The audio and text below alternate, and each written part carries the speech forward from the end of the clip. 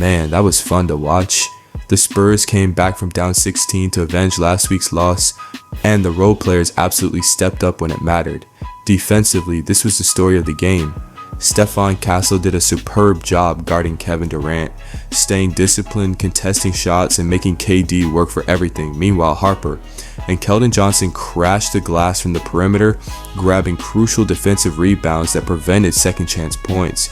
Offensively, Fox and Devin hit timely threes to keep the Spurs in striking distance, and Wemby closed it out down the stretch like the franchise player he is. The transition push was interesting but risky. The Spurs clearly tried to attack in transition to exploit Houston's defense, but there were multiple possessions where the quick outlet pass resulted in turnovers, a turnover tax for trying to push pace. When you're forcing it, those live ball turnovers can flip momentum fast. On the glass, the Spurs held their own, matching Houston at 46 rebounds each. That's huge, especially with the perimeter guards crashing hard. You can't win against a team like Houston if you're giving up second chance opportunities. Great win.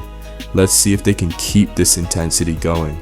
Looking ahead to a potential playoff series, I think it comes down to two key questions. Can Thompson develop a consistent mid-range game?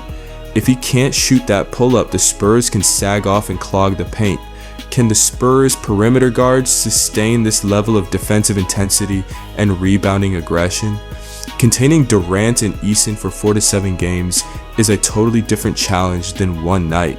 Now let's tune to the next one, the surging Hornets. The Charlotte Hornets are on a losing column in the standings. That sounds like an easy win for the Spurs, right?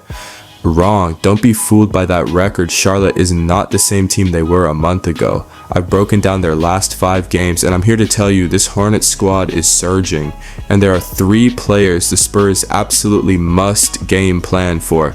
If you're a Spurs fan getting ready for this matchup, you need to understand what's changed with Charlotte, because the numbers tell a very different story than that record suggests.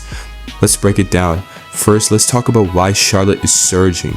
Look at this trend distribution over their last 5 games. 11 players trending up in field goal percentage, 9 players trending UP in assists. 50% of the roster is positive in plus/minus.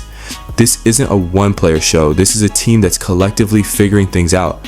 Their shot selection is better, their ball movement is better, and most importantly, they're playing with confidence. For a Spurs team that's had some defensive lapses lately, facing a confident Charlotte team is not what you want.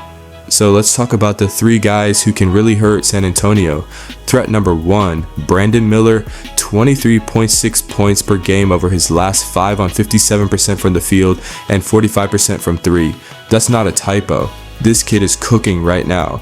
But here's what should terrify Spurs fans. Look at these trend arrows. Points up, field goal percentage up, 3-point percentage up, plus/minus at plus 14.4 and trending up. Brandon Miller is playing like a legitimate all-star, and he's doing it against NBA caliber defenses. At 6 feet 9 inches, he's got the size to shoot over most defenders, and he's athletic enough to attack closeouts. Miller's playing 29 minutes a game and maximizing every second. He's not just a volume scorer, he's efficient. That 57% field goal percentage means he's picking his spots, making the right reads, and converting. You cannot leave him open from 3. That 45% over the last 5 games, that's elite shooting. If Castle or Barnes is guarding him, they need to be glued to him on the perimeter. Threat number 2, LaMelo Ball. Now, LaMelo's only played 37 games this season due to injuries. His field goal percentage is 33.7%, which is rough, but here's why you still need to worry about him. Every single stat trending up, 11.8 points, 7.8 assists, and that plus/minus of plus 11.4 tells you what you need to know when he's on the court. Charlotte wins possessions. LaMelo is one of the best passers in the league. His vision is elite. He can make passes that most guards can't even see. And over the last 5 games, he's finding his rhythm. 7.8 assists per game. That's leading the team. He's the engine of this offense, and when he's facilitating like this, Charlotte becomes dangerous. Yes, 33.7% from the field is bad, but it's trending upward. He's at 29% from 3 and also improving. For a Spurs team that sometimes gambles on defense, that's actually a problem. If you go under screens and dare him to shoot, he's been making teams pay lately. Threat number 3, the X factor, Kinepol. 15.2 points, 7.4 rebounds, 3.6 assists over the last 5 games, plus 12.2 plus slash minus. This rookie is balling. Look at where he shows up. Top 10 in points, top 10 in rebounds, solid in assists. He's doing everything for Charlotte right now. The reason Kinepol is a threat in this matchup, the Spurs might not be ready for him. Most game plans focus on Miller and Ball. But if Kinepol gets going, and he's been consistent lately, he can be the difference maker. He's shooting 44% from the field and 32.8% from 3. Not spectacular percentages, but good enough to keep defenses honest. And that versatility at 6 feet 7 inches means he can guard multiple positions. Let's talk about how the Spurs should attack Charlotte. The Spurs are elite in transition, 82nd percentile on both ends. They're great at running and stopping the run. But here's the thing, Charlotte is also good at defending transition. They're at the 69th percentile defensively. So even though the Spurs can run, they shouldn't try to make this a transition game. Why? Because Charlotte can defend it well enough that it won't be a major advantage. Instead, the Spurs need to slow it down and focus on half-court execution, and here's why. Look at Charlotte in the pick and roll. They're in the bottom left corner, around 8th percentile on defense.